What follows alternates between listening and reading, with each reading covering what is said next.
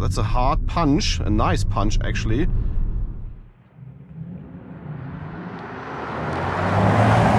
So hello everybody, as you can see we are sitting in the new A6 e-tron, and this particular car is not only the nice looking Avant, but it's also a very nice power combination. It actually is called the Performance, which means we have the 380 horsepower rear wheel drive version. In launch control it's 380, and in normal mode it already has 370 or something like that.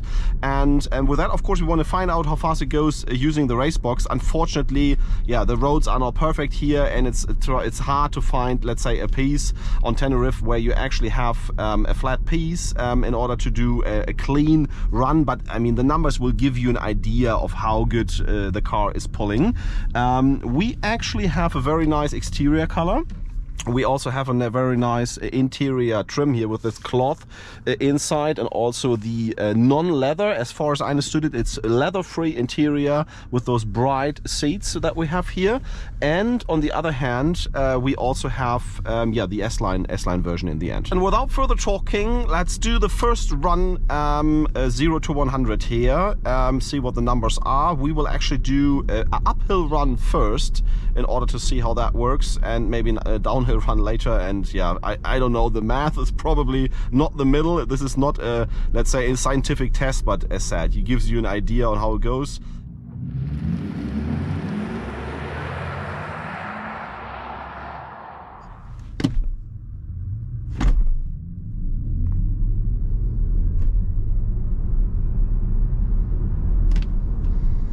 So that was uphill run, actually quite steep.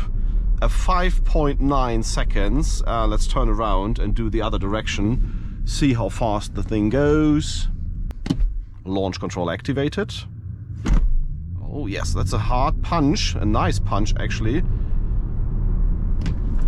5.0. It's actually only a bit off slope. So 5.9, 5.0. Let's see another run if we can do any better.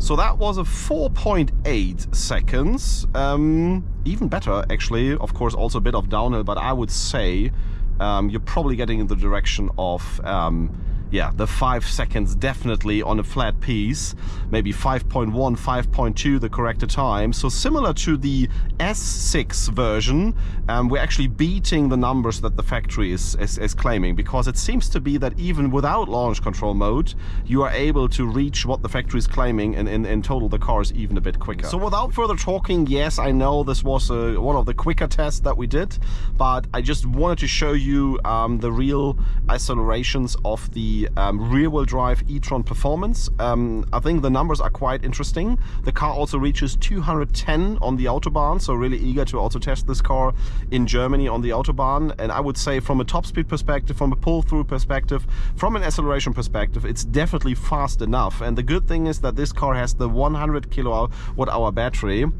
or 94 net capacity, or whatever it is, in combination with the rear-wheel drive. So it's more or less not the best car in terms of range, but it's maybe even the range hero. It might be even the range hero in all this lineup. So it's fast, it looks good. You can take S-Line as an Avant, but you have the highest range possible. And even with our harsh driving and only 90% state of charge left, and we're driving uphill all the time, we almost have 400 kilometers on the dial. So I think in normal Autobahn drives, you probably reach 550 to 600 kilometers in total of range, which is definitely usable and shows where the electric cars are going, honestly.